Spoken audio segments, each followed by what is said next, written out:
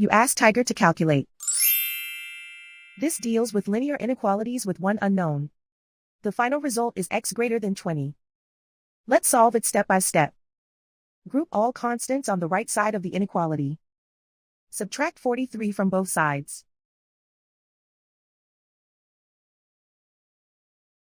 Simplify the arithmetic.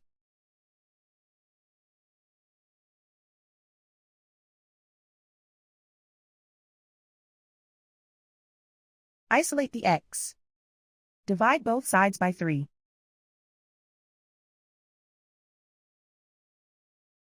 Simplify the fraction.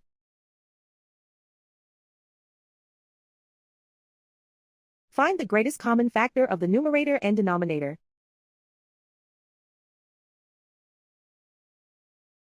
Factor out and cancel the greatest common factor.